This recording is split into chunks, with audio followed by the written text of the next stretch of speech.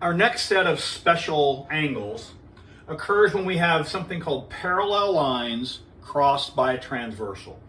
If you've sat through a good geometry course, this takes you back to your glory days. Parallel lines. I'm going to label my parallel lines. I'm going to call this line L. I'm going to call this line M. And the symbol I will use for parallel, and this is pretty standard, two little lines that are parallel. This is the standard symbol for L is parallel to M. Do you recall the symbol for perpendicular? If we had a different problem here, we might have perpendicular. Suppose I have line K and line J, then I might say K and J. If these are perpendicular, the symbol for perpendicular is an upside down capital T. This is the symbol for perpendicular. If you write perpendicular one time, you don't want to write it anymore. You want to use the symbol. You write parallel a couple times, you don't want to write the symbol. So from this point forward, we will freely use parallel symbol. We will freely use the perpendicular symbol. Now, back to the issue at hand here. Okay, so L and M are parallel. The symbol that I will use, this is not entirely standard. I don't believe our textbook uses this, but this is the symbol I will use. For parallel lines, I will put a little circle around them to indicate those lines are parallel. All right, so this means these two lines are parallel. If you have these two parallel, I will mark it this way. If in the same picture we have a different set of parallel lines, I will mark them with two circles. So those are parallel, these are parallel. All right? So for our purposes, let's make a new picture here.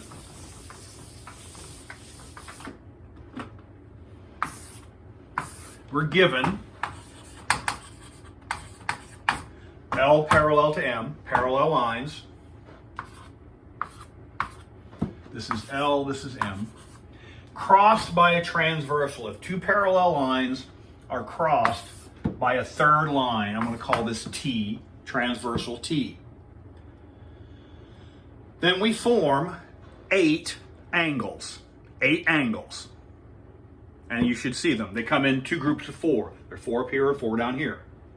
And I'm going to number these in there's no particular set standard way to number them. I'm just going to number them.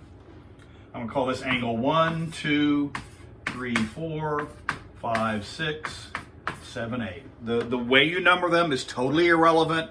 If you're working on a problem and you number it slightly differently, that's fine. You can number them any way you want, so long as you are consistent within the confines of any one particular problem. Once you label them, now you're stuck with them. So label them the way you want, and then you can go with it. Now we have certain varieties of angles. In this context, we have, let's see what we have. We have interior angles.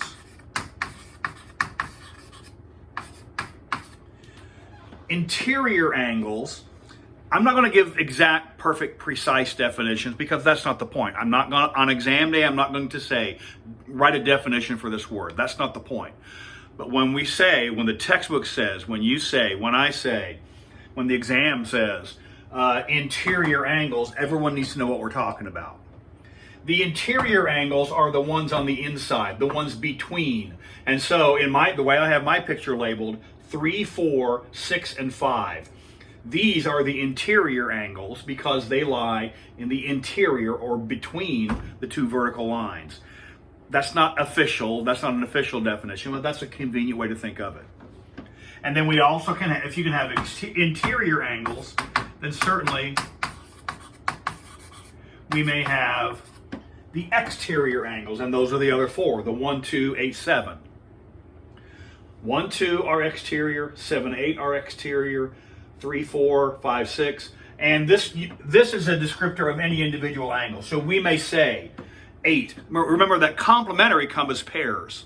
These don't necessarily. We can simply say angle 8 is an exterior angle.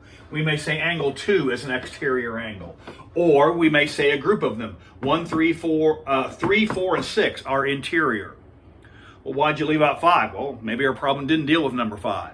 or 3, 4, 6, 5, or they're all interior, or angle 5 is interior. So exterior, interior, it's just a descriptor so it's easier to converse about the picture we're dealing with. Then we can also have alternate.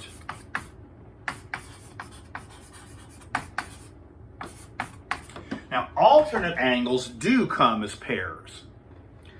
Angles are alternate if they lie on opposite sides of the transversal. Again, that's not a perfect, precise definition, but it gets the idea across. If they lie on opposite sides of the transversal. 1 and 2 are opposite. 1 lies to the left of the transversal, 2 lies to the right of the transversal. 1 and 6 are opposite. I'm sorry, alternate. 1 and 6 are alternate angles. They lie on opposite sides. 5 and any one of these 4 over here. 5 and 8 are alternate angles. 5 and 4 are alternate angles. 5 and 6. So alternate angles lie on opposite sides of the transversal.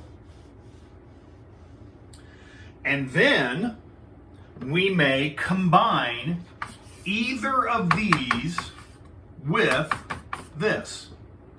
And we may have alternate interior angles. Or we may have alternate exterior angles. Alternate interior and alternate exterior. Just combine the two notions. Alternate interior angles. They need to be interior and they need to lie on opposite sides. 3 is an interior angle. I need the angle which is on the opposite side and also interior. And whenever we talk about either of these, we assume, this is not written here, but this is part of the assumption. When we talk about alternate interior angles, we match up one of these 4 with one of these 4. One of these 4 with one of these 4. When we talk about alternate exterior angles, we match up one of these 4 with one of these 4. And so when we say alternate interior angles, suppose I want to talk about angle 3. Which angle? There's exactly one of them. It's got to be one of these 4. It's got to be on the other side of the angle, and it's got to be interior. If it's on the other side of the angle, it's either 6 or 8. If it's interior, it's got to be 6. So 3 and 6 are alternate interior angles. Alternate interior angles. We can have 3 and 6. There's another pair. That's one pair. What's another pair of alternate interior angles? Do you see it? Yes, 4 and 5. 4 and 5 are alternate interior angles. And if you understand this is a walk in the park. Same thing, except now we have to be on the outside. We have to be exterior. One of these matches up with one of these. So angle 1 is alternate exterior. It's got to be on the outside of the parallel lines. It's got to be on the opposite side of the transversal. Is it clear? 1 and 8. 1 and 8 are alternate exterior angles. And then also 2 and 7. So angles 2 and 7 are alternate exterior. And then the last piece is the last special named triangle or angles here. And I'll put it over here to the side. It's corresponding. Again, when we talk about corresponding angles, one of these 4 matches with one of these 4. One of these 4 pairs up with one of these 4. Corresponding angles occupy the same relative position. They occupy the same relative position. Now, what does that mean? Here's a way to think of it. Which angle corresponds to angle 2? Well, look, 2 occupies, we can think of it as the upper right. It's the upper right position. which angle down of these four, just in this piece of the picture, which one is the upper right? Well, the upper right is 6. So 2 and 6 are corresponding angles. They both occupy the same relative position. And then is it clear how you compare the rest of them up? Which one does 4 match with? 4 is lower right. That would be lower right. Is it clear? 4 and 8. So we can have, what we have, 2 and 6. We had 4 and 8. Which one corresponds to 7? You see 7 is lower left. 3 is lower left. So angles 3, it doesn't matter what order we list them. And then finally 1 and 5 are clearly corresponding angles. So we have these differing pairs, and all this is simply terminology. But here now is the big deal of the day. Here now is the big deal.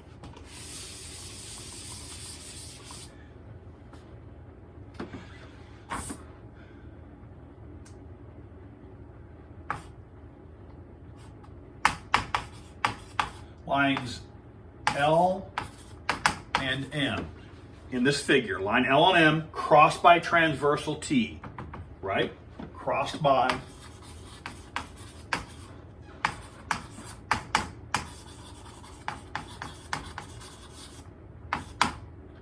Just crossed by transversal T.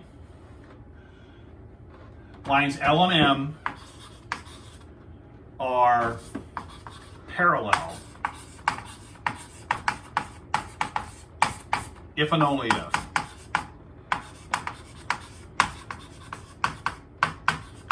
Here's a little tip here. Anytime in mathematics you see the words if and only if, that's the technical math lingo for this is a definition. You may treat this as a definition. Lines are parallel if and only if corresponding angles, I'm going to abbreviate, I'm leaving space here. Corresponding angles are equal. The lines are parallel if and only if corresponding angles are equal. Right? So, since we are given, in this case, that L and M are parallel, if the lines are given to be parallel, the lines are parallel if and only if corresponding angles are equal. So, when the instant we know we're given L is parallel to M, then instantly we know angle 2 is equal to angle 6 because 2 and 6 are corresponding angles. We also know that 4, what's 4 have to be equal to? 4 must be equal to 8 because 4 corresponds to 8.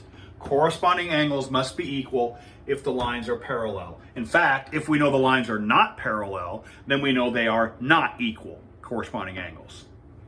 So the angles are corresponding angles are equal if and only if the lines are parallel.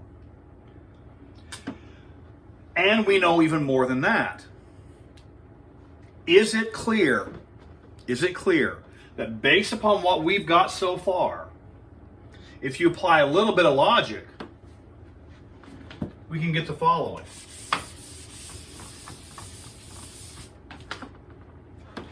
If L is parallel to M, then, so if L is parallel to M, that means we have been given parallel, which is the same thing as being given. So we know corresponding angles are equal. As soon as you're given parallel, that means corresponding angles are equal. Parallel lines, corresponding angles equal, those have exactly the same meaning. That's the definition of parallel lines, corresponding angles. So, if L is parallel to M, if we're given L is parallel to M, not only do we know corresponding angles are equal, we know, it turns out, or we may logically argue, we may logically conclude that alternate interior angles are equal.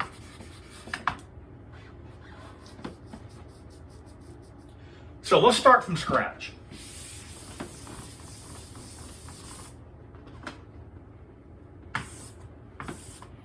LM, crossed by transversal T. Let's number them differently. Let's number them 1, 2, 3, 4, 5, 6, 7, 8. It doesn't matter how you number them. That is totally irrelevant. So let's suppose, for some reason, we don't know why, that's the way we want to number them. So we're given those lines are parallel. We're given L parallel to M. See my little symbol there? They're parallel. That means we know corresponding angles are equal. Is it clear? Can you give me an argument? Can you give me an argument as to how we know that alternate interior angles are equal? Well, first off, let's just pick a pair. Pick a pair of alternate interior angles. Is it clear? We have two choices. Pick a pair. Let's pick, it doesn't matter which ones we take. Let's take 3 and 7. How do we know that 3 and 7 are the same size? How do we know 3 and 7 are the same size? Parallel lines just tells us that corresponding angles are equal, and 3 and 7 are not corresponding. What does 3 correspond to? 3 corresponds to which angle? Here's my argument. Here's my argument. I'm going to call this a proof. I'm going to prove this statement. Here's my argument. Remember your glory days in basic geometry? Here's my argument. I know that L is parallel to M because that was given. Right? That was given. I know that angle 3 is equal to angle 1. How do I know 3 and 1 are the same size? Because that's this definition. The lines are parallel if and only if the corresponding angles are equal. Angles 1 and 3 are corresponding.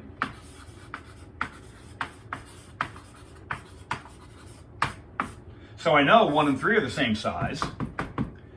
But what else? What do we know about 1 and 7? Do we see 1 and 7? Forget this part of the picture. 1 and 7 are vertical angles. So we know angle 1 is equal to angle 7 because they're vertical angles.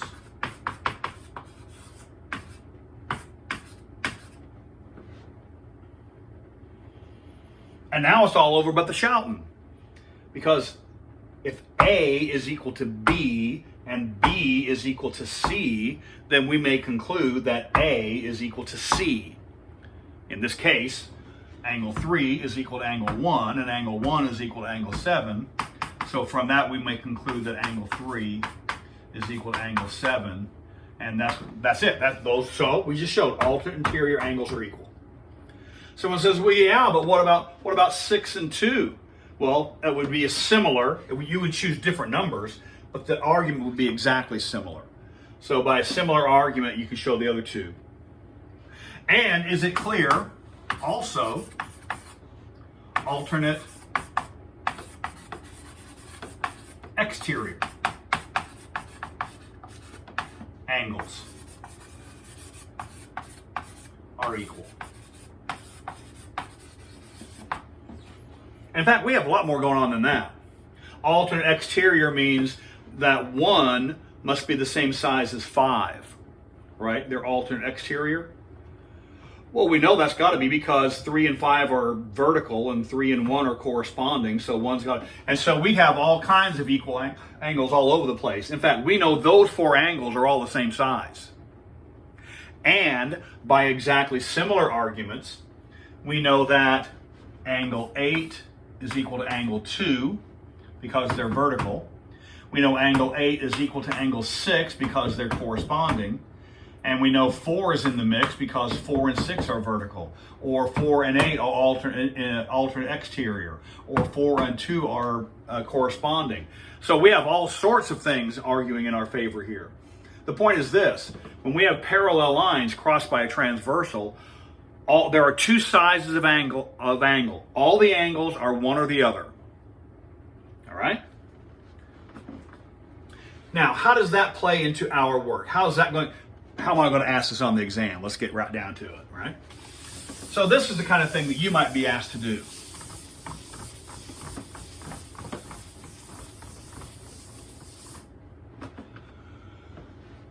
Suppose you're given Suppose you're given L is parallel to M.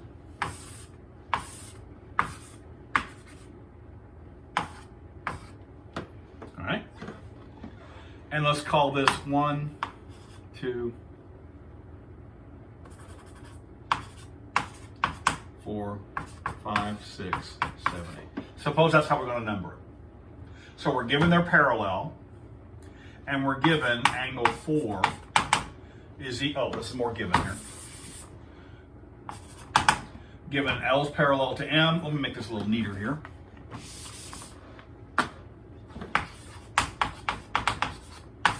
L parallel to M, and we're given angle 4 is equal to, let's just pick a number out of the blue sky. Let's suppose angle 4 is given to be 120 degrees. Can you find, well, actually, you should be able to find all 7 of the other angles. Let's just pick a couple in particular. I'm going to pick out of the blue sky 1, 3, 6, and 8. I'm just picking numbers out of the blue sky. Just find those 4. You could find all the others if you like.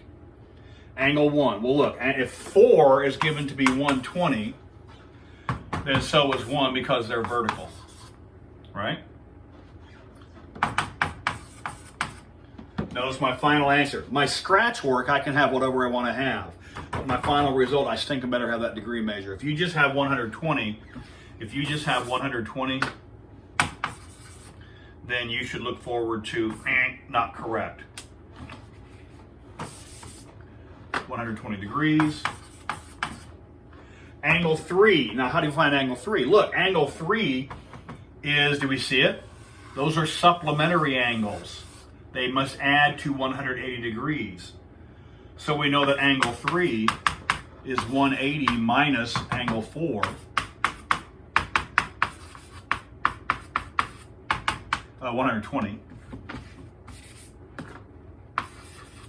And that works out to be 60. So angle 3 is 60. So that means all of them are either 120 or 60. All the big ones, all the ones that are obtuse are 120. All the ones that are acute are 60. So this is just about all over but the shouting. 6 is one of the smaller ones. It's ultra interior, so that must also be 60. 8 is one of the larger ones. That must also be 120. And so that should be really straightforward. That should be easy money to rack up a few points on the exam.